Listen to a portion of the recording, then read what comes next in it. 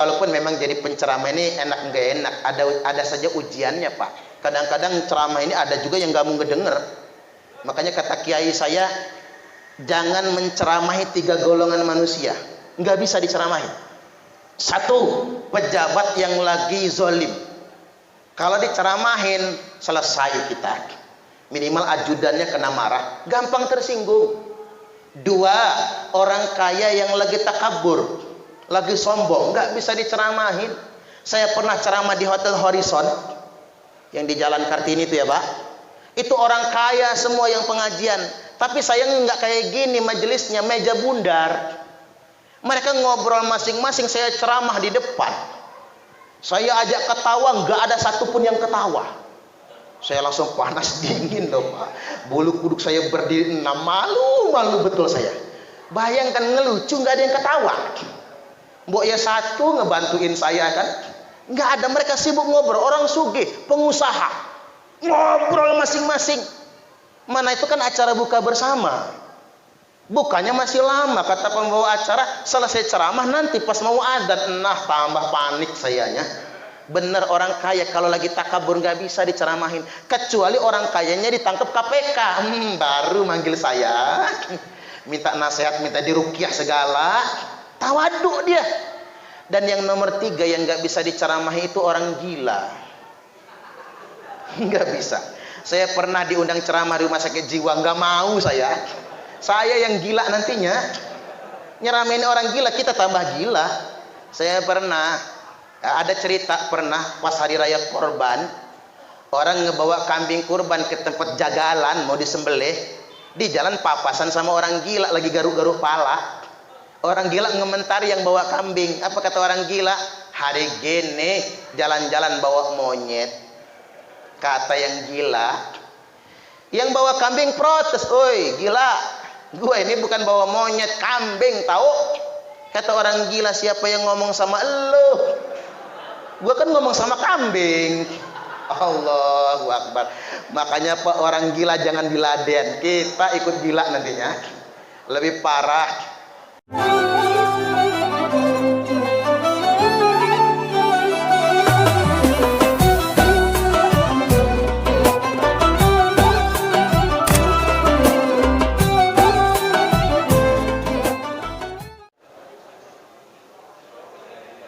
Wa asyhadu anna Muhammadar Rasulullah al-mab'utsu li tatsmimi makarimal akhlaq. Allahumma shalli wa sallim ala sayyidina Muhammadin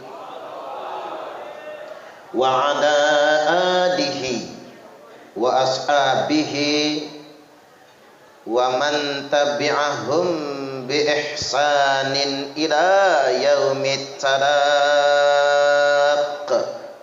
Amma ba'du.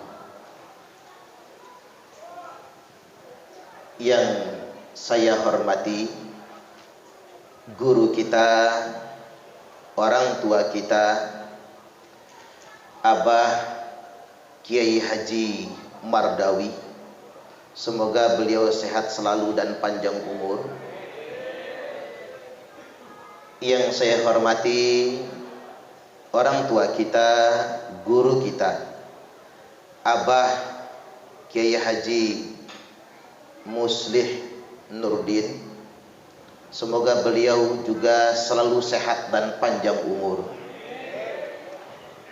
Yang saya hormati Bapak Ketua Lingkungan, Bapak Haji Eksir Firmansah. Perasaan muda terus Pak Haji, semangatnya yang muda. Yang saya hormati Ketua Pengurus Ta'mir Masjid Jami'us Salam, Bapak Akwan MIP. Yang saya hormati Ustadz Alam Syah, Ustadz Marsai, Warsai apa Marsai ya? Ya, pokoknya begitulah. Ustadz Rasiin, Ustadz Hermansyah, Ustadz Ubaidillah, Ustadz Hadi, para kiai, para asatid. Ini yang spesial belum disebut ini. Ustadz Sahril Sidik. Sahril Sidik ini suaranya menggetarkan hati kita. Sebab ngaji beliau tadi, semoga beliau beserta seluruh anak keturunan dimuliakan oleh Allah Subhanahu wa taala. Suaranya mantap, orangnya ganteng, jambangnya ada. Yang manis itu pas senyum kelihatan gingsulnya. Itu bikin janda kelepek-kelepek gitu kayaknya. Allahu Akbar. Selanjutnya yang saya hormati Bapak Ketua-Ketua RT, tokoh agama dan tokoh masyarakat, yang tidak dapat saya sebutkan satu persatunya dikarenakan belum hafal semuanya. Segenap panitia yang sudah menyemarakkan maulid ini, hadirin wal hadirat, bapak-bapak dan ibu-ibu semuanya yang antusias hadir di sini, sekaligus mengeluarkan sedekahnya. Enggak ketang 1, 2, 3 butir telur. Mudah-mudahan berwasilah dengan ngaji ini, dengan maulid ini, dan dengan sedekah ini, kita semua mendapatkan syafaat Nabi di hari kiamat nantinya. Allahumma amin. Bapak-bapak, apa kabar? Sehat? Sudah ngantuk belum? Yang udah tahanin. Asal yang nyender jangan terlalu serius. Nanti khusyuk. Saking khusyuknya palanya nunduk, matanya mejem, mulutnya ngences. Wih, sudah ketiduran taunya. Tapi ketiduran juga lagi pengajian, pahalanya sama. Jadi nggak apa-apa ketiduran juga. Udah jadi masalah. Yang ngedengar yang ketiduran pahalanya sama. Cuman yang ribut pahalanya dikurangin. Itu aja yang nggak boleh. Ya kayak orang Jumatan lah. Kalau ketiduran lagi Jumatan, walaupun sampai ngences ngiler nggak apa-apa. Tapi kalau ngobrol pala Jum'atalah, tidak ada Jumat baginya. Baik bapak-bapak dan ibu-ibu, hadirin wal hadirat rahimakumullah. Malam ini kita memperingati Maulid Nabi. Bahkan sudah lumrah kita lakukan. Jadi tradisi yang menggembirakan, diulang-ulang, diulas-ulas tentang materi Maulid, tapi kita tak pernah bosan-bosan. Karena memang ini semua alasannya dikarenakan kita cinta kepada Nabi sallallahu alaihi wasallam.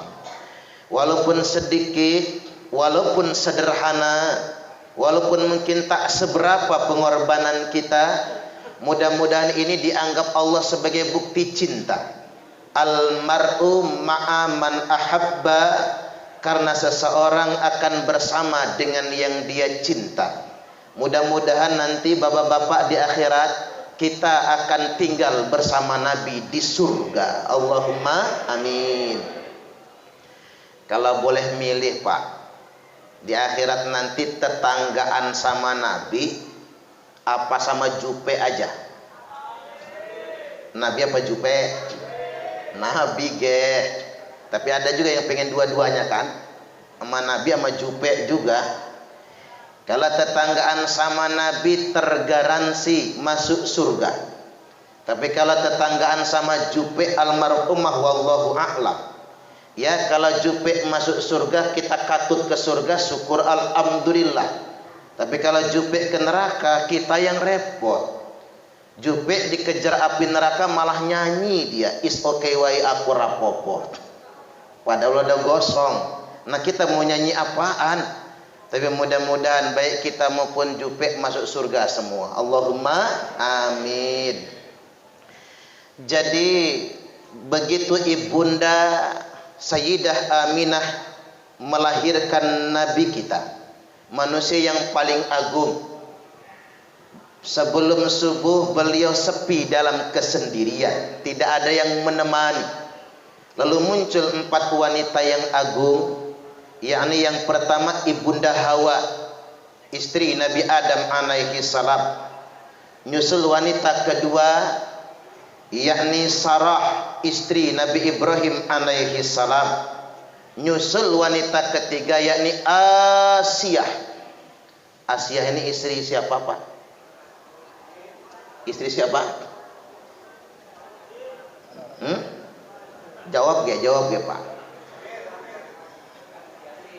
Asiyah bini siapa? Asiyah ini istri Fir'aun. Oh, ini kan keren nih. Wanita pertama nenek moyang kita, istri Nabi Adam. Wanita kedua ibunda kita, istri Nabi Ibrahim alaihi salam. Yang beda, yang tumben yang ketiga Asiyah, bininya Fir'aun. Fir'aunnya dedengkot neraka, Asiyahnya wanita penghulu surga. Makanya buat ibu-ibu yang di luar, kalau punya laki kayak Fir'aun sabar. Itu Asiyah gara-gara sabar, Asiyah masuk surga. Nah Fir'aun dedengkot neraka. Ya kalau bapak-bapak ini kayak Fir'aun mah nggak ada. Paling banter hidung belang mata keranjang. Ada nggak Pak yang kayak gitu? Yang mana orangnya kira-kira? Ya kalau berani ngaku, udah hidungnya belang kata ibu-ibu, matanya keranjangan, bajingan tengik juga. Saking tengiknya nggak enak lagi dimakan. Mau dibuang sayang, nggak dibuang menyakitkan. Tapi bersabar saja. Asiyah luar biasa, jadi wanita penghulu surga. Disusul wanita keempat, yakni Maryam binti Imran, ibunda Nabi Isa al-Masih alaihi salam. Maka ibunda Aminah bersandar di 4 wanita ini, dibantu oleh bidan namanya Sifah binti Amr. Selesai melahirkan, brojol dalam keadaan tengkurap. Ya kalau tengadah kesel ketuban lah Pak. Dalam keadaan tengkurap, tangannya langsung diletakkan di lantai. Nabi kita lahir dalam keadaan sujud. Subhanallah. Begitu digendong oleh kakeknya Abdul Muthalib radhiyallahu an, ternyata beliau sudah dalam keadaan tersunat. Nabi itu sejak lahir sudah disunat. Jadi nggak usah nanya Pak Ustadz, waktu Nabi khitanan mantrinya siapa ya? Nggak usah tanya begitu. Beliau lahir dalam keadaan sudah tersunat. Nah di hari itu juga bidannya Sifah binti Amr begitu lahir langsung teriak laki-laki. Jadi orang Arab itu Pak, kalau anak lanang yang lahir pamer. Karena mereka itu Arab jahiliyah, malu kalau punya anak perempuan. Disebutkan dalam surah An-Nahl, wa idza busyira ahaduhum bil untha dhalla wajhuhu muswaddan wa huwa kadhib. Bangsa Arab jahiliyah itu kata Allah, apabila salah seorang di antara mereka mendapat kabar istrinya melahirkan anak perempuan, ini kabar bidan yang nyampein, bahasa kitanya dukun beranak. Kalau ngedengar tuh istrinya melahirkan anak perempuan, nunduk kepalanya, hitam mukanya, saking malunya, wahwa kadzib, dan dia marahnya bukan main. Pulang dia ke rumah, masuk kamar, digamparin istrinya, dasar istri sialan, kok melahirkan anak perempuan. Tuh bejatnya Arab jahiliyah. Makanya kalau punya anak lanang Pak langsung pamer. Mendengar itu paman Nabi dedengkot kafir Quraisy, yakni Abu Lahab, senang, langsung memerdekakan budak. Makanya Imam Bukhari meriwayatkan hadis, paman Nabi Abbas bin Abdul Muthalib mimpi ketemu almarhum Abu Lahab. Kata Abbas, Lahab apa kabar? Kata Abu Lahab, tiap hari saya disiksa, kecuali hari Senin libur. Orang sekolah libur Minggu, Abu Lahab libur Senin dari siksanya, kecuali hari Senin. Karena dulu waktu keponakan kita lahir, saya gembira dan memerdekakan seorang budak. Subhanallah. Ini Abu Lahab loh Pak, didengkot kafir Quraisy. Nah kita ini bukan Abu Lahab, kita ini bukan Abu Jahal, kita ini umat Nabi. Gembira kita, senang kita, dan bersedekahnya kita di hari Maulid mudah-mudahan menjadi sebab selamanya kita tidak akan disiksa di dalam kubur, selamanya tidak akan disiksa api neraka, dan kita dimasukkan ke dalam surga yang kekal abadi selama-lamanya. Allahumma amin. Pokoknya Maulid terus kita Pak. Biarin orang-orang Wahaboy ngomong haram, bid'ah, biarin. Makanya ngaji hati-hati anak-anaknya masuk Wahaboy. Dikit-dikit ngomong haram, dikit-dikit ngomong kafir, dikit-dikit ngomong bid'ah. Makanya kalau ngaji yang benar itu harus bersanad dan mutasil. Kalau orang Wahaboy kan gak bersanad dan gak mutasil. Kalau kita tanya lu belajar di mana? Internet. Nanti kalau mati ditanya malaikat, guru kamu siapa? Syekh YouTube Al-Interneti. Kiainya Kiai Haji Google. Ustadznya Ustadz Facebook LCMA. Nggak bisa dipertanggungjawabkan. Selanjutnya spes berikutnya umur fitrah. Umur fitrah umat Nabi ini 0 hari sampai 7 tahun. Makanya Mbah Maimun Zubair, salah satu waliullah al-maghfur lah, menyatakan umur umat Nabi ini kelipatan 7. Makanya Nabi wafat di usia 63, itu usia kelipatan 7. Kata Mbah Maimun Zubair, usia kematian itu 56 sampai 63. Ada yang sudah 56 ke atas. Enggak lama lagi mati itu Pak. Pokoknya yang umur 56 siap-siap. Kata Mbah Maimun Zubair, usia ajal 56 sampai 63. Tapi kalau sudah kelewat dari 63, apalagi sampai 70, alamat bakal panjang umur. Yang penting sehat. 70, 80, 90 penyakitan gak enak juga. Stroke, bengek, asam urat, rematik, bocor kelet, prostat, cerewet. Istri telat bikin teh marah, istri telat ngambil anduk marah, istri sambil ngaduk teh ngebatin. Kapan matinya orang satu ini? Percayalah sama saya, kalau cerewet bikin pegel bininya. Balik lagi Bapak Ibu, usia 0 sampai 7 tahun adalah usia fitrah. Faktor orang tua dominan untuk anaknya. Makanya Nabi kita usia 5 tahun disibghah. Karena Nabi tidak dikhitan, sudah terkhitan, maka Nabi disibghah di umur 5 tahun. Maka sunnahnya nyunatin anak umur 5 tahun nggih Pak. Jangan kayak saya. Saya waktu disunat umur 11 tahun. Yang masalah bukan sakitnya, malunya. Banyak betul yang nonton. Makanya anak saya pas 5 tahun langsung saya khitan, ngambil sunnah Nabi disibghah. Sibghatallah wa man ahsanu minallahi sibghah. Artinya memang Nabi saja nanti diangkat Rasulnya nunggu umur 40 tahun, tapi Allah persiapkan diri kecil. Pelajaran bagi kita hikmahnya, kalau pengen punya anak yang takwa, pengen punya anak yang unggul dan berkualitas, sejak kecil kita persiapkan. Usia 7 tahun di awal, usia fitrah. Faktor orang tua dominan.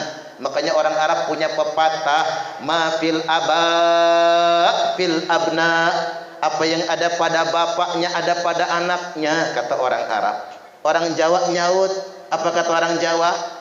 Nek bapake kalong, anake kampret. Nek bapake nyolong, anake nyopet. Coba ulang lagi Pak. Nek bapake kalong, anake kampret. Nek bapake nyolong, anake nyopet. Yang namanya buah jatuh nggak jauh dari pohonnya, kecuali pohonnya di atas tebing. Buahnya jatuh gelinding masuk siring. Kan jarang yang di atas tebing. Balik lagi bahwasanya penting pendidikan buat anak-anak kita. Kadang-kadang mohon maaf, kita yang salah, Pak. Kalau kita meneladani Nabi, Nabi itu tidak pernah melihat aurat wanita. Gak pernah. Itu bagian dari mukjizat, alamat nubuah, tanda kenabian. Artinya anak kita juga harus aman dong, safety dari melihat yang bukan haknya. Ini emang enggak, ketiban khitanan yang diundang trio macan. Mahal, Pak. Coba kalau khitan itu ngundang saya, setuju gak kira-kira?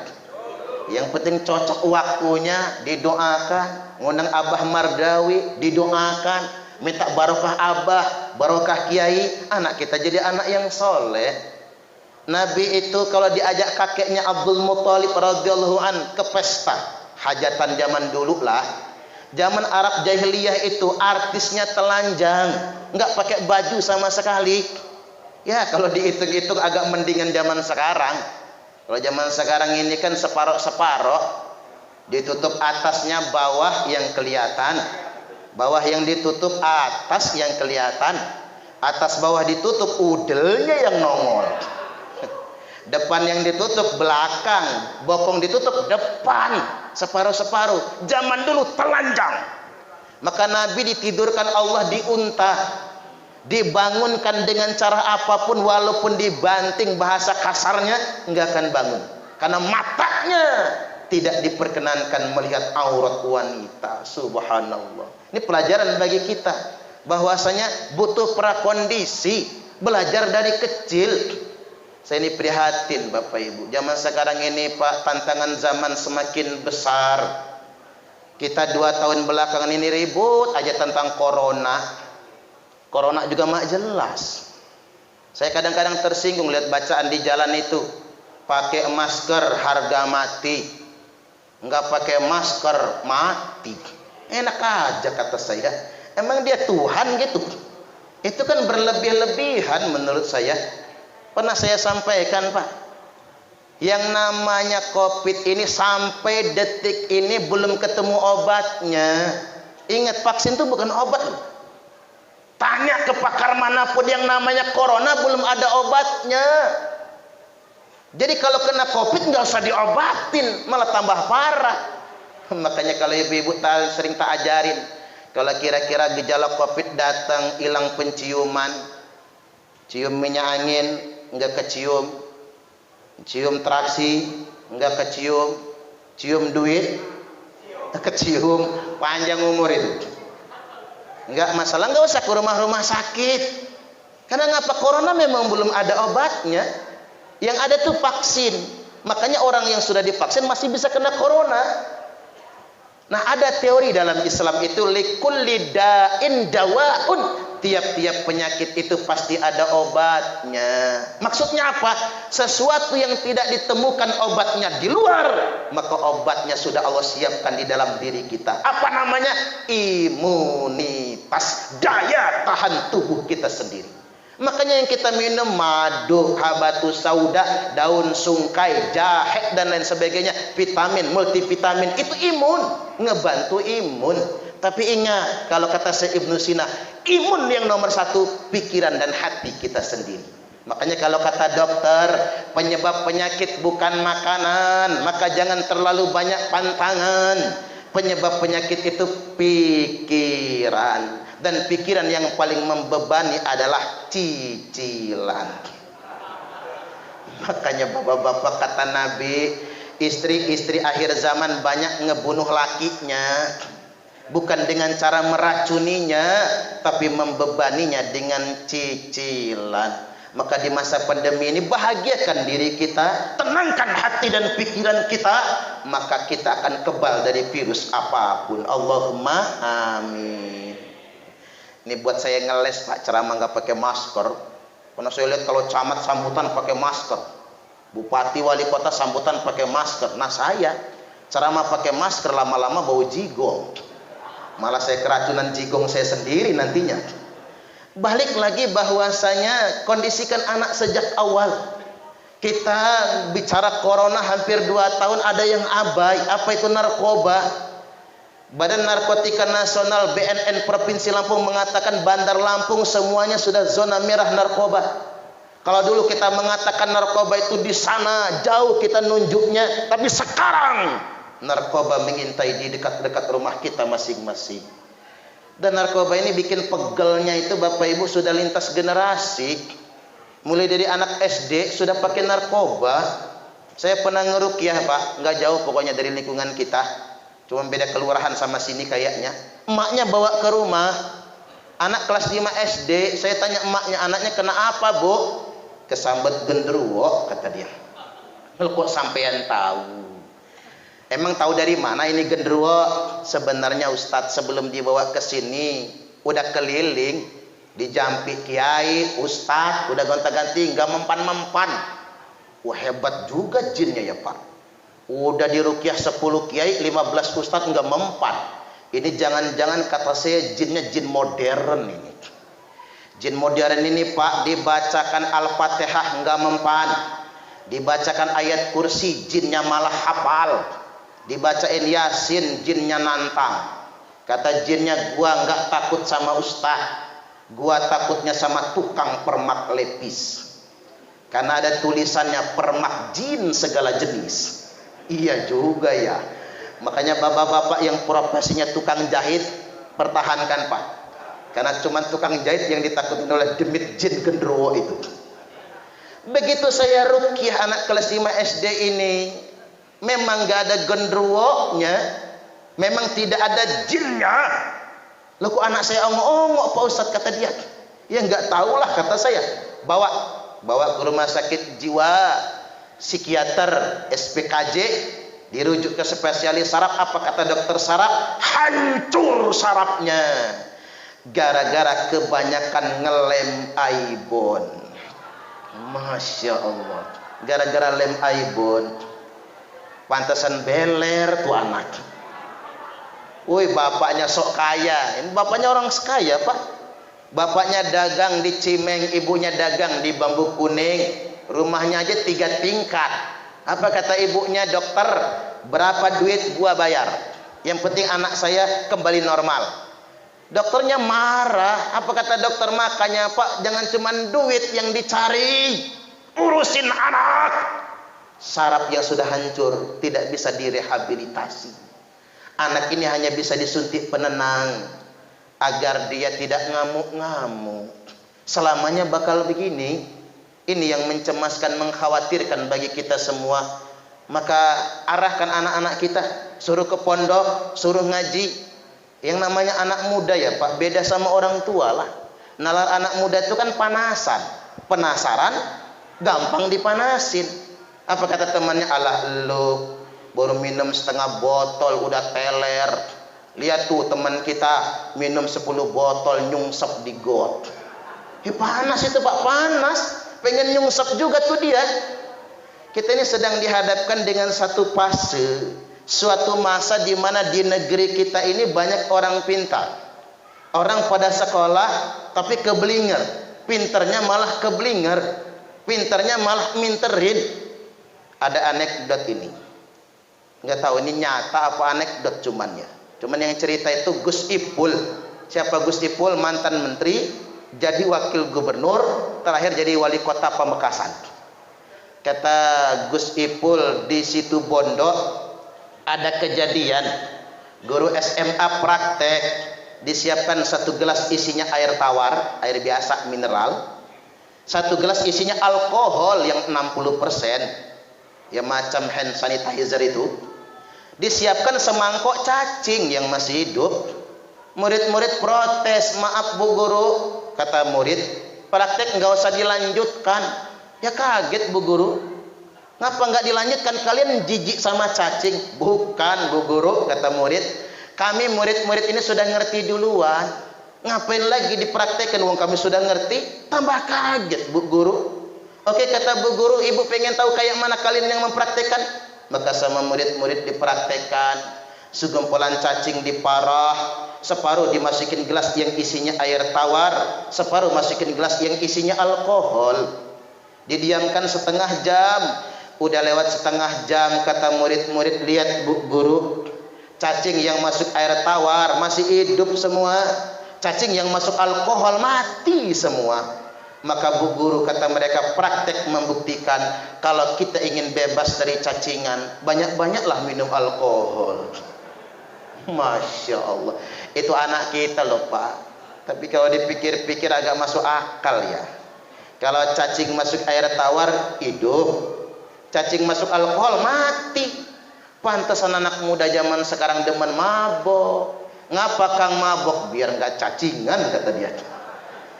Ternyata udah rajin mabok, cacingnya nggak mati-mati, perutnya tambah gede aja, akhirnya miras dioplos.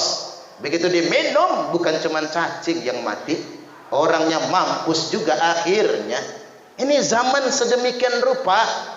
Bahkan kita ini bicara tentang akhlak Nabi. Bangsa Arab, baik yang muslim maupun jahiliyah, menggelari beliau Al-Amin, orang yang sangat terpercaya, pengakuan masif sedunia. Bahkan kita semua mengakui sifat wajib Nabi nomor 1 as-siddiq, benar. Justru yang dibutuhkan bangsa Indonesia ini keteladanan terhadap sifat Nabi ini. Karena Indonesia ini negara mayoritas muslim, tapi krisis kejujuran. Di negeri kita ini banyak orang pintar nggak benar. Kalau orang goblok nggak benar, Pak, mafsadatnya kecil. Kalau orang pintar, orang goblok nggak benar, paling banter nih nyuri kotak amal. Di Jami Salam pernah kehilangan kotak amal? Sering? Waduh, berarti di sini banyak orang goblok nggak bener ya. Iya kan kerjaan orang goblok nggak bener itu. Berangkat ke masjid bawa sendal jepit, pulangnya bawa sendal kulit. Hati-hati yang bawa sendal kulit Pak. Kalau banyak yang begitu, goblok nggak bener. Paling banter goblok nggak bener ngelawan, ngebegal. Ya paling ketangkep masa, rasain lo. Tapi kalau orang pinter nggak benar, hancur negara kita ini. Dikorupsi orang-orang pinter yang nggak benar tuh. Makanya begini Bapak Ibu hadirin wal hadirat rahimakumullah. Cobalah kita lihat berita-berita itu Pak. Yang korupsi itu kan orang pinter semua. Iya Pak ya. Bansos Covid yang korupsi menteri. Payah Indonesia ini. Udah tahu ini untuk orang miskin, malah dikorupsi. Allahu Akbar. Bahkan yang lagi masuk berita Pak, mantan gubernur di Sumatera. Nggak usah disebut Sumatera mana ya. Mantan gubernur di Sumatera korupsi dana pembangunan masjid 150 miliar. Allahu Akbar. Masjid dikorupsinya. Subhanallah. Direkomendasi oleh MUI hukuman mati aja tuh orang. Ada yang korupsi Al-Quran, ada yang korupsi masjid. Ini kerjaan orang-orang pintar tidak benar yang sangat memprihatinkan bagi kita semua. Makanya kata Gus Dur, Presiden Republik Indonesia yang keempat, Kiai Haji Abdurrahman Wahid, Gus Dur berkata, bangsa di dunia ini ada 4 golongan. 1, ada bangsa yang sedikit bicara, sedikit bekerja. Ini Nigeria, Somalia, Afrika Pak, negara miskin. Maka di Nigeria banyak perompak, di Somalia banyak perompak karena mereka melarang. Mereka jarang makan, makanya ngomongnya dikit. Kalau nggak makan ngomong banyak, lemes lah. Ngomong dikit kerjanya dikit. Yang kedua kata Gus Dur, ada bangsa yang sedikit bicara tapi banyak bekerja. Ini Jepang, Korea. Coba kita lihat peta dunia, Jepang itu seuprit, Korea itu kecil sekali dibandingkan kita, tapi mereka negaranya maju karena mereka sedikit bicara banyak bekerja. Yang ketiga ada bangsa yang banyak bicara dan banyak bekerja. Ini Amerika dan Cina, Tiongkok. Orang Amerika itu mulutnya banyak, orang Cina cangkemnya banyak, tapi kerjaan juga banyak. Di Cina bikin gedung bertingkat-tingkat 15 hari selesai. Di Cina bikin flyover semalam selesai. Flyover loh Pak, semalam selesai. Di Indonesia masa tahun selesai. Ya nggak apa-apa, yang penting ada. Cuman kasihan aja yang toko-toko sepanjang flyover bangkrut semua itu. Nunggu setahun soalnya Pak, ya bangkrut kehabisan modal. Tapi Cina semalam selesai karena mereka banyak bicara tapi banyak juga bekerja. Nah yang nomor 4 kata Gus Dur, ada bangsa yang banyak bicara tapi sedikit sekali bekerja. Ini bangsa mana? Bukan Indonesia Pak, kata Gus Dur. Bangsa yang banyak bicara dan sedikit bekerja itu bangsa India. Makanya film India itu film durasi paling lama 4 jam, 5 jam. Pegel kita nontonnya Pak. Mana lambat lagi. Makanya ibu-ibu yang demen banget film India kerjaannya lelet banget itu. Loadingnya pelan. Beda kalau yang suka nonton film aksi Pak, cepet kerjanya, tak tak tak tak tak. Tapi kalau nonton film India, bikin loadingnya susah. Kayak kartu tri kalau di kampung itu, nah muter nggak selesai. Dan orang India ini apa-apa dinyanyiin kan, seneng nyanyi susah, nyanyi nikah, nyanyi cerai, nyanyi makan, nyanyi ngising, nyanyi tumpah iwae lumahi wae bojone dhewe. Ya iyalah, masa bini orang. Makanya ada pepatah orang pasaran, laki-laki yang rajin mencium istrinya relatif lebih panjang umur dibandingkan dengan laki-laki yang mencium istri tetangganya. Setuju nggak kira-kira? Ya iyalah, dibacok orang, jangan macam-macam. Balik lagi Gus Dur ditanya, Gus, Indonesia masuk yang mana? 1, 2, 3 atau 4?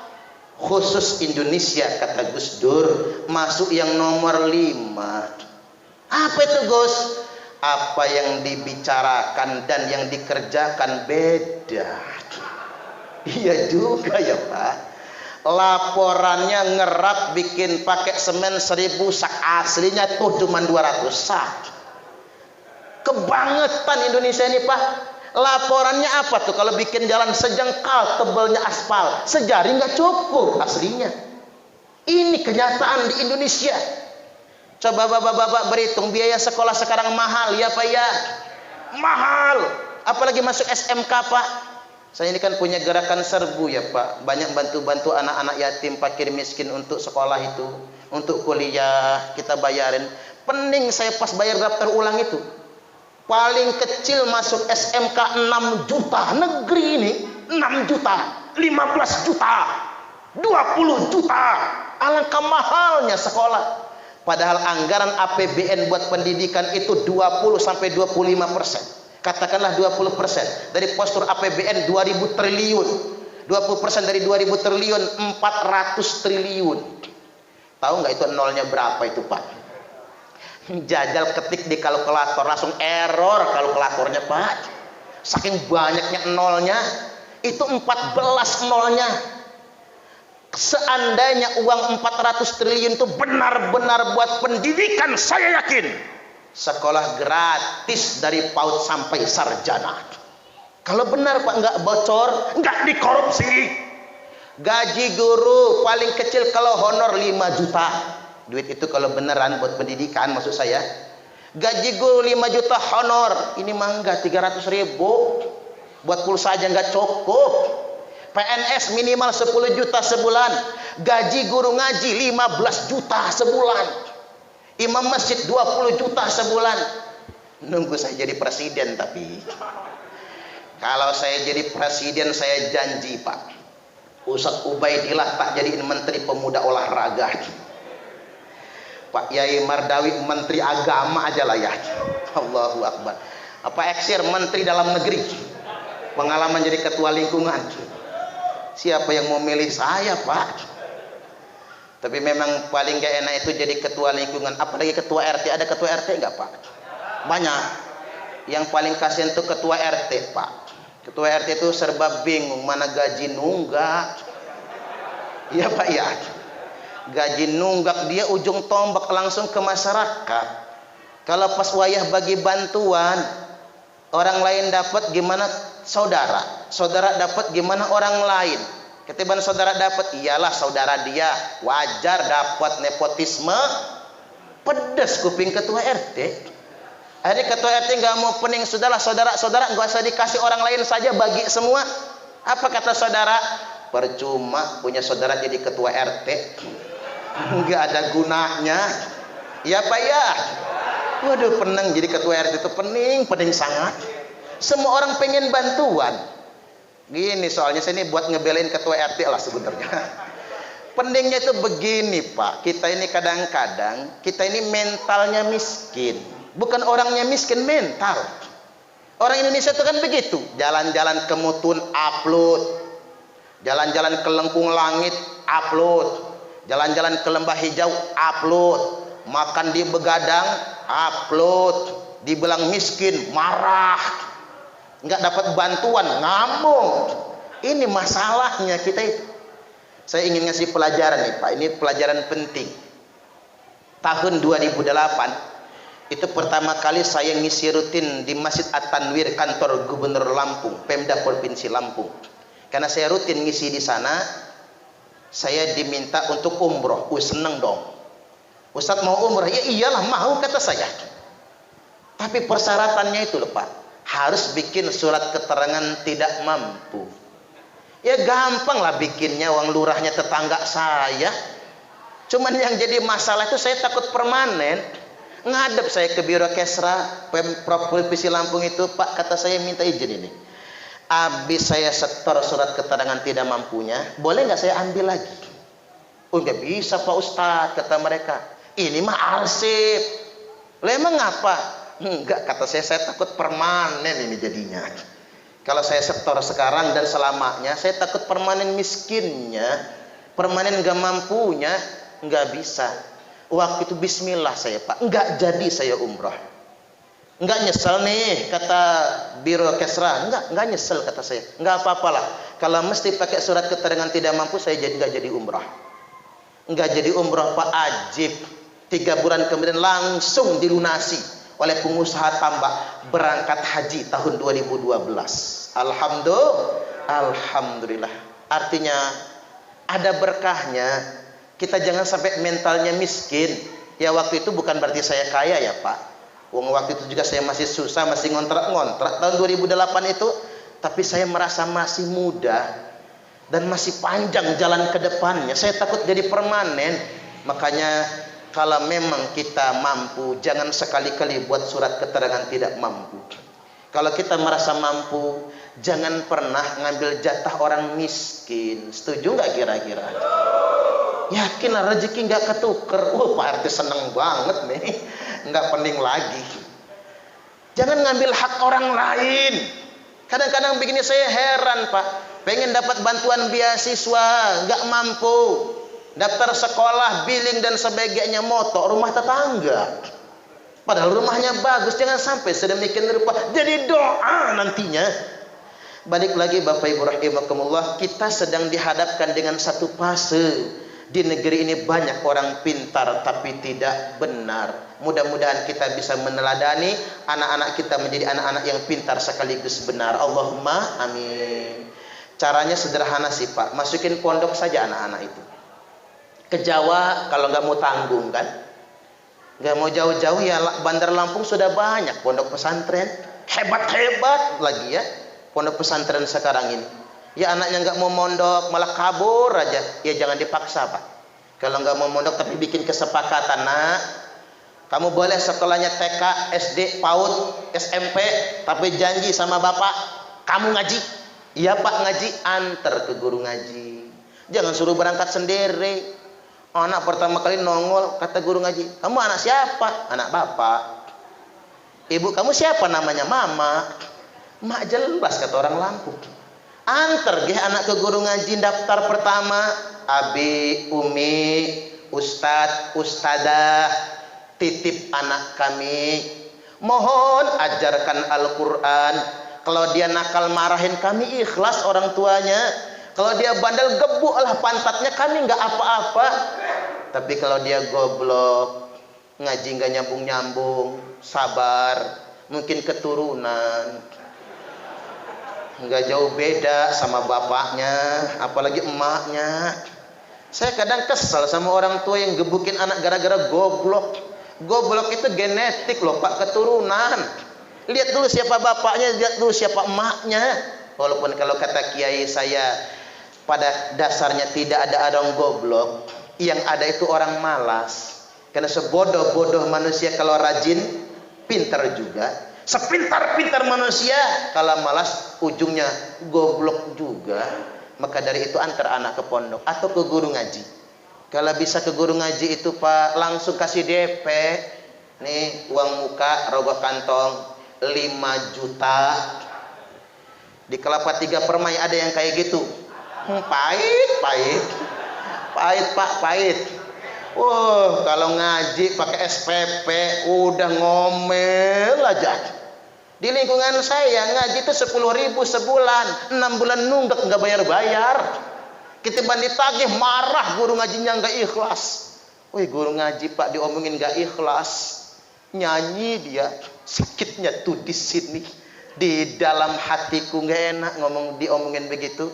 Bayaran nggak seberapa kok diomongin kayak gitu. Ingat kalau kata orang bijak, artis dibayar mahal, tapi malah artis nggak ngasih contoh, malah ngerusak moral bangsa.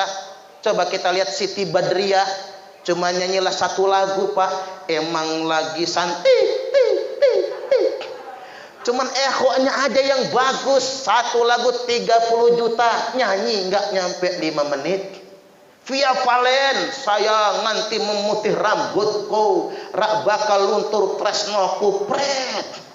Cuman 1 lagu Pak 30 juta, nyanyi nggak nyampe 5 menit. Yang paling mahal se-Indonesia ini Agnes Monica, 1 lagu 200 juta, nyanyi nggak nyampe 5 menit. Nah saya ceramah bengak-bengok 1 jam, nggak segitunya. Tapi ya ikhlas ya Pak ya. Saya ingin kasih tahu sama bapak-bapak, saya ditegur orang tapi masuk akal Pak. Apa tegurannya? Ustadz, dakwah yang sebenarnya bukan di mimbar, bukan pas megang mikrofon, tapi dakwah yang sebenarnya ada di tengah-tengah masyarakat yang lemah. Iya juga ya Pak. Dakwah kalau di mimbar begini mah enak lah, turun mimbar di Sangoni. Ya, kalaupun lupa Ustaz Hadi pasti nyusulin ke rumah. Dulu Nabi dakwah nggak dibayar loh Pak. Nah kita sekarang ngambek kalau nggak disangoni. Allahu Akbar. Saya ditegur begitu masuk akal. Ada lagi teguran, saya lagi promosi ngajak orang umroh, orang negur saya. Ustaz, orang bijak berkata, orang kaya bolak-balik umroh dengan alasan rindu rumah Allah. Padahal Allah lebih rindu dengan orang kaya yang berbagi dengan fakir miskin. Iya juga ya Pak. Nrodok saya bacanya itu. Ini teguran buat kita. Maka dakwah yang sebenarnya bukan pas megang mikrofon. Apalagi ceramah di masjid Pak enak. Ceramah di masjid ini enak, orang soleh semua kan. Yang gak enak itu ceramah di pemandangan. Bulan lalu saya ceramah di pemandangan, melotot semua Pak, melotot semua. Saya takut tergoda aja itu. Dan saya pikir-pikir, walaupun memang jadi penceramah ini enak nggak enak, ada saja ujiannya Pak. Kadang-kadang ceramah ini ada juga yang nggak mau ngedenger. Makanya kata kiai saya, jangan menceramahi 3 golongan manusia. Nggak bisa diceramahi. 1, pejabat yang lagi zolim. Kalau diceramahin selesai kita. Minimal ajudannya kena marah, gampang tersinggung. 2, orang kaya yang lagi takabur, lagi sombong, nggak bisa diceramahin. Saya pernah ceramah di Hotel Horizon yang di Jalan Kartini itu ya Pak. Itu orang kaya semua yang pengajian, tapi saya nggak kayak gini majelisnya, meja bundar. Mereka ngobrol masing-masing, saya ceramah di depan. Saya ajak ketawa, nggak ada satupun yang ketawa. Saya langsung panas dingin loh Pak. Bulu kuduk saya berdiri, malu betul saya. Bayangkan ngelucu nggak ada yang ketawa. Mbok ya satu ngebantuin saya kan. Nggak ada, mereka sibuk ngobrol. Orang sugih, pengusaha, ngobrol masing-masing. Mana itu kan acara buka bersama. Bukanya masih lama, kata pembawa acara. Selesai ceramah nanti pas mau adat, nah tambah panik sayanya. Bener, orang kaya kalau lagi takabur nggak bisa diceramahin, kecuali orang kayanya ditangkap KPK, baru manggil saya, minta nasihat, minta diruqyah segala, tawaduk dia.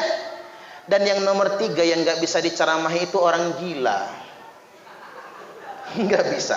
Saya pernah diundang ceramah di rumah sakit jiwa, nggak mau saya yang gila nantinya, nyeramain orang gila, kita tambah gila. Saya pernah ada cerita, pernah pas hari raya Korban, Orang ngebawa kambing kurban ke tempat jagalan mau disembelih, di jalan papasan sama orang gila lagi garuk-garuk pala.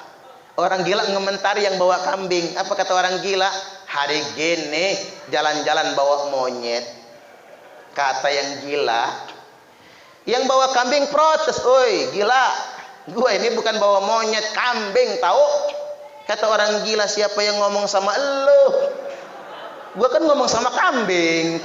Allahu Akbar. Makanya Pak, orang gila jangan diladen. Kita ikut gila nantinya. Lebih parah. Tetap ada ujian penceramah ini. Dan jihadnya penceramah, kalau kata saya sih, jihadnya penceramah itu ada dua. Satu, mengamalkan apa yang disampaikan. Ini yang paling berat, Pak. Kelemahan penceramah dimanapun berada. Satu, ngomongnya lancar kayak dioli, ngamalnya susah. Ini pengakuan ini, Pak. Kelemahan penceramah yang kedua, seneng ngomong tapi nggak suka ngedenger. Itu kelemahan penceramah. Udah sering nyeramahin orang, diceramahin nggak mau. Itu egonya penceramah itu. Makanya penceramah kalau menurunkan egonya itu sudah jihad. Maka jihad pertama penceramah adalah mengamalkan apa yang dia sampaikan. Dan jihad yang kedua, pulang ceramah lupa disangoni. Itu jihad. Jangan sekali-kali WA panitia, ada yang lupa enggak ya? Jangan sekali-kali. Ini ada pengalaman, Pak, nggak apa-apa ya, bagi-bagi pengalaman. Saya para ceramah maulid ke Lampung Timur, Melinting, Labuhan Meringgai. Ceramah ke sana, sampai di sana ternyata sudah ada penceramah di sana. Loh, kata saya, kan saya diundang. Enggak, kata panitia. Begitu dikonfirmasi, kepala desa ngundang saya, panitia ngundang Kiai Samsudin Thohir dari Metro. Kata saya, gini aja, penceramahnya double, 2. Waduh Pak Kiai, kata mereka, amplopnya cuma 1, beli ya, kata saya. Ya, anggarannya cuma segitu, gini saja, kata saya. Saya yang penting ngisi sebentar, jadilah pendahuluan. Nanti Pak Kiai Samsudin Thohir yang ngelanjutin. Apa kata mereka, kami belum izin sama Pak Yainya, nggak enak, takut nggak sopan. Karena saya lebih muda, ya saya harus ngalah. Ya sudahlah, kata saya izin pulang, Pak. Dulu kan jalannya hancur, itu kan Sutami, itu hancur lebur itu. Pulang udah 2 jam di perjalanan, ngitung bensin sekian, supir sekian. Mulai diajarin gak ikhlas sama setan. Kemudian makan sekian. Dah nggak apa-apa, mungkin ujian. Pulang istirahat, malam ceramah lagi di Bandar Lampung Maulid, baru selesai jam 12 malam. Pulang ceramah lupa disangoni. Saya duduk di kasur, apalah dosa saya hari ini ya. Kok sial amat hidup saya ini. Nah, itu jihad, itu bagian daripada jihad. Karena ngapa?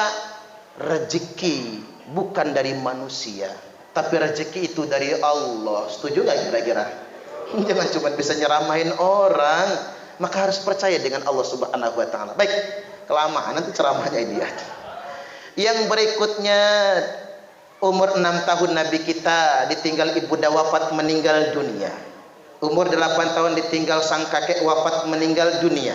Ini ada satu hal yang mau saya klarifikasi ya Pak. Orang Wahabi mengatakan orang tua Nabi masuk neraka. Gara-gara hadisnya begini. Ada orang Arab gunung baru masuk Islam. Nanya sama Nabi, aku baru masuk Islam, tapi bapakku nggak sempet, mati duluan. Kira-kira aina abi, bapakku di mana, surga apa neraka? Kata Nabi, bapakmu neraka. Ngambek ini Pak, si Baduy ini ngambek. Langsung putar balik, keluar pintu masjid. Nabi panggil, sini dulu, kata Nabi, jangan ngambek. Inna abi wa abaka finnar, bapakmu sarwa kene, sama-sama masuk neraka. Senyum nyengir si Baduy ini. Sama dong, kata dia, hiburan. Apa sih yang Nabi katakan inna abi, sesungguhnya bapakku? Orang Arab, orang Baduy taunya orang tua Nabi adalah Abu Thalib. Itu yang mereka tahu. Ayah Abdullah sudah wafat sejak Nabi di kandungan. Ibunda Aminah Nabi umur 6 tahun. Kakeknya Abdul Muthalib Nabi umur 8 tahun. Taunya orang Arab, orang tua Nabi Abu Thalib. Nah, sampai mati Abu Thalib belum taslim kepada Nabi.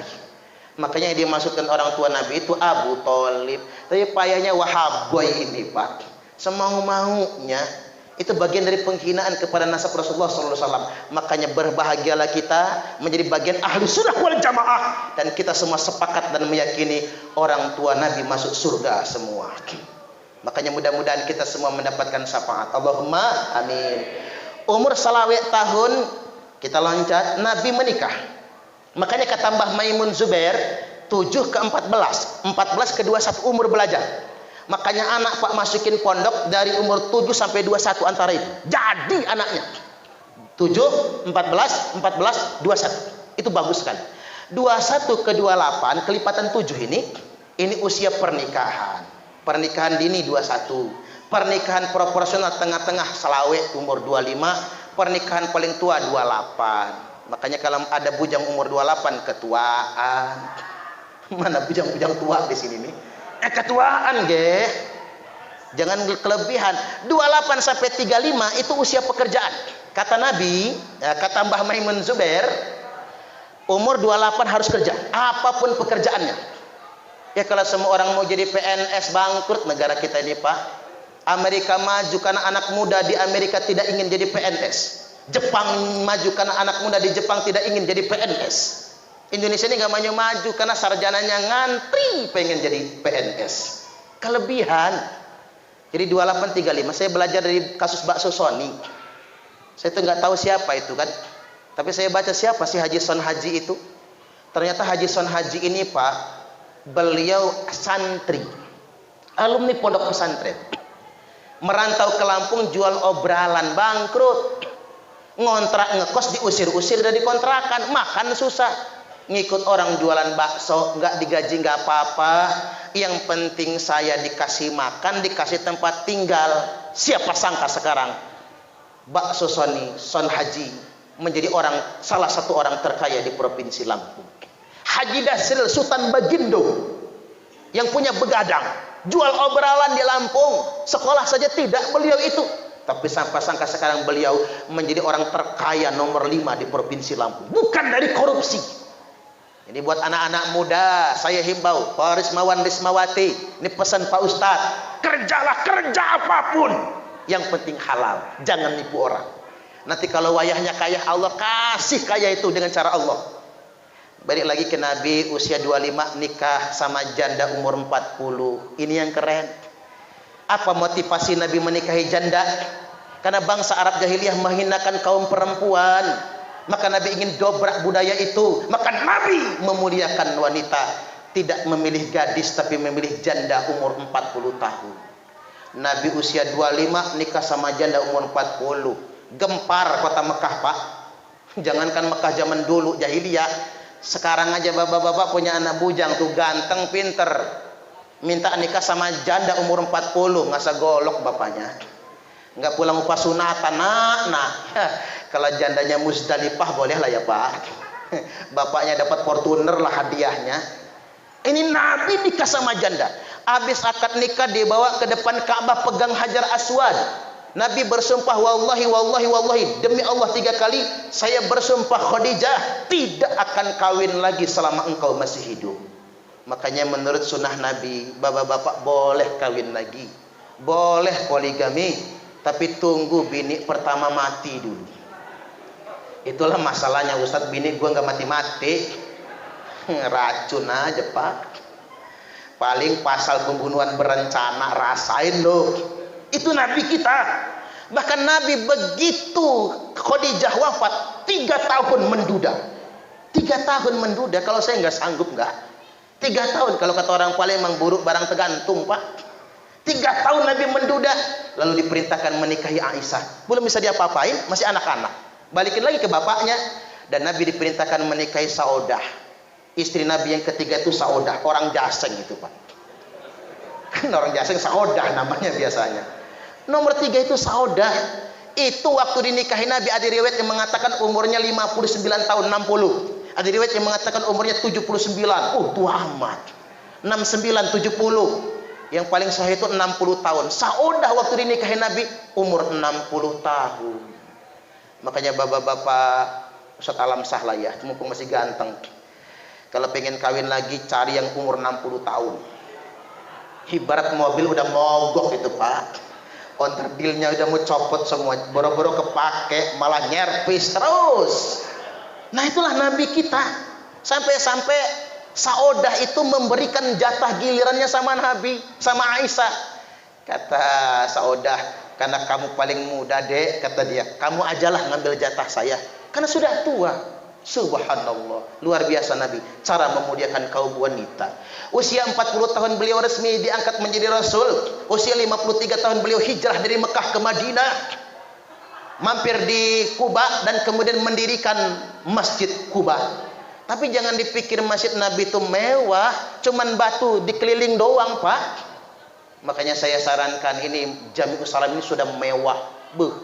Dindingnya saja granit, lantai granit, Pak. Jangan gratil takmir masjidnya. Biasanya ada yang memprovokasi, ganti takmir mulai itu gratil, nyongkelin granit yang ada, ganti granit baru. Takmir kemarin granitnya krem, takmir sekarang granitnya merah misalnya. Jangan, karena di Bandar Lampung ini saya prihatin, masjid berebut bongkar pasang.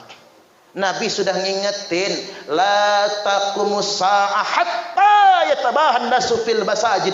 Tidak terjadi hari kiamat, kata Nabi, sehingganya manusia berlomba-lomba mempermewah masjid, berlomba-lomba membangun masjid, mempermegah masjid.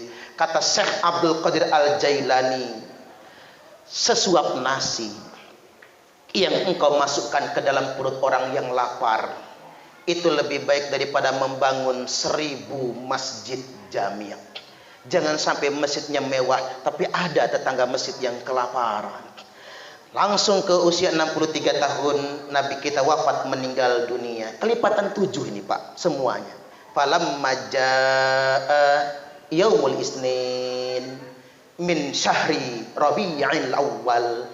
Tibalah hari Senin di bulan Rabiul Awal. Jadi Nabi itu lahirnya Senin, wafatnya juga hari Senin. Karena kita ini ikut Nabi, rata-rata umat Nabi juga akan dimatikan di hari dia dilahirkan. Nah kalau bapak-bapak ada yang lahir hari Senin juga, besok Senin siap-siap. Jangan-jangan besok waktunya. Kalau lahir Selasa, mati Selasa. Ya enggak semua, tapi kebanyakan. Kan kita ngikut Nabi kita. Nah Bapak Ibu, singkat cerita, datang Israel. Assalamualaikum ayyuhan Nabi, alaikassalam ya Israel. Ada apa, kata Nabi, kamu datang ke sini ingin bertamu atau ingin mencabut nyawa saya? Kata Israel, Muhammad, saya datang ke sini ingin bertamu sekaligus ingin mencabut nyawamu. Kalau boleh Muhammad, kalau enggak boleh saya mau pulang lagi. Subhanallah. Maunya saya, Pak, dipamitin kayak gitu. Ya udah, lo pulang aja sono, jangan datang lagi ke sini. Kata Nabi, aina Jibril? Mana malaikat Jibril? Ngobrol-ngobrol sama Jibril. Singkat cerita, ini panjang, kalau dikasih sesi ceramah lagi, Pak, bisa sejaman lagi tuh riwayat kematian wafatnya saja. Tapi kita persingkat biar efektif. Kata Nabi, aina Jibril? Jibril turun. Selesai itu kata Nabi, Israel, cabut nyawa saya. Cabut nyawa Nabi. Yang pertama kali mati bagian telapak kaki. Makanya pernah saya sampaikan kan, Pak, telapak kaki itu kalau sudah melengkung itu nggak lama lagi mati. Paling lama umurnya 3 hari mati. Coba periksa telapak kaki masing-masing. Kalau sudah melengkung. Orang yang sudah mau mati, tulang belakangnya lepek. Kalau terlentang rata sama lantai, selipkan telapak tangan gak bisa nyelip di bawah. Duduk pun mesti cari senderan. Coba lihat yang nyender-nyender ya, Pak. Yang di pinggir-pinggir. Kalau udah miring sangat, nah, jangan-jangan dibuat siap-siap lah, biar husnul khatimah. Biar kita tobat dulu sebelum mati. Tarik nyawa Nabi sampai di lututnya, sampai di pinggangnya, sampai di pusarnya, sampai di dada. Ketika nyawa Nabi sampai di dada, beliau berwasiat. Ini yang penting sebetulnya. Usikum bisolati wa ma malakat aimanukum. Aku wasiatkan kepada kalian semua, jaga solat dan apa-apa yang dalam kekuasaan genggaman tangan kalian. Jaga solat dan jaga amanah. Jangan sampai kayak kata orang, sholat zuhur mepet asar, asarnya numbur maghrib, maghribnya mentok isanya ketiduran, subuhnya kesiangan. Ketiban sholat subuh niatnya begini, usalli fardhu subhi rak'ataini mustaqbilal qiblati kodoan lillahi ta'ala. Laku kodoan 4 jam 8 sholat subuhnya.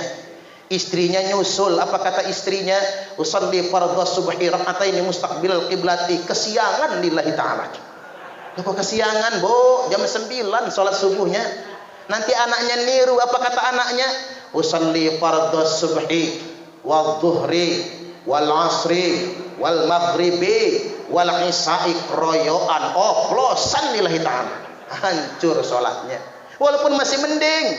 Kalau kata orang Jakarta, subuh maraton, zuhur ke salon, asar main badminton, maghrib mainin handphone, isya nonton sinetron, mati kena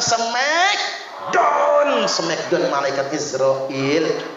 Dan jaga amanah yang dibebankan kepada kalian. Tarik lagi nyawa Nabi sampai di kerongkongan. Ketika nyawa Nabi sampai di kerongkongan, beliau berwasiat lagi, ittaqun nisa, takutlah akan wanita. Ittaqun nisa, waspada dengan wanita. Ittaqun nisa, hati-hati, selamatkan kaum wanita. Mengapa? Karena kebanyakan wanita masuk neraka. Kita kutip hadisnya biar nggak ngebual ini. At-tala'tu fil jannati faraitu aktsar ahlihal fuqara, kata Nabi, aku diajak kunjung ke surga dan aku lihat kebanyakan penghuni surga orang fakir, orang miskin. Makanya Bapak Ibu yang fakir dan miskin cepat masuk surganya, yang kaya belakangan. Makanya Bapak-bapak kalau pengen cepat masuk surga jangan kaya. Yang pengen betul masuk surga cepetan tapi terlanjur kaya, hartanya kumpulin, kasih ke saya. Biar saya ya Pak yang memanfaatkannya. Orang miskin duluan masuk surga. Tapi mudah-mudahan yang kaya juga hartanya dimanfaatkan untuk di jalan Allah, cepat masuk surga. Wa tala'tu finnar faraitu aktsar ahlihan nisa, dan aku lihat di neraka, kata Nabi, kebanyakan penghuni neraka perempuan. Mengapa kebanyakan perempuan masuk neraka? Karena perempuan kurang syukur dengan suami.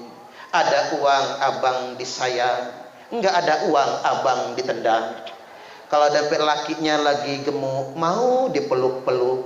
Coba kalau dapat lakinya lagi nipis, megang saja bilangnya najis, jijai bajai najong teralala. Ibu-ibu yang di luar, nanti kasih tahu sama ibu-ibu, Pak, perempuan itu paling gampang masuk surga, paling gampang masuk neraka. Ibu-ibu kalau pengen masuk surga taat berbakti sama suami. Tapi kalau pengen masuk neraka gampang, ngelawanlah sama suami. Suami lagi tidur, Bu, sepak palanya. Gratis masuk nerakanya, nggak usah bayar. Tarik lagi nyawa Nabi, sampailah di batas yang paling akhir.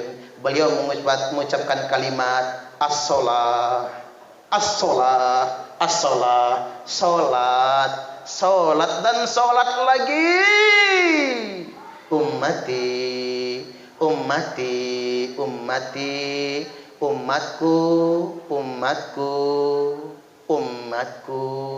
Wafatlah Nabi Senin 12 Rabiul Awal tahun ke-11 Hijriah di usia 63 tahun.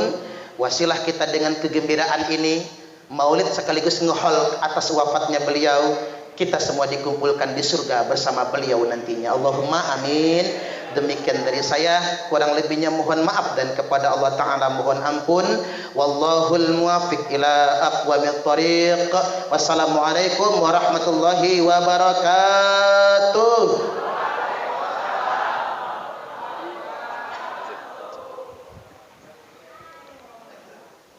Allah.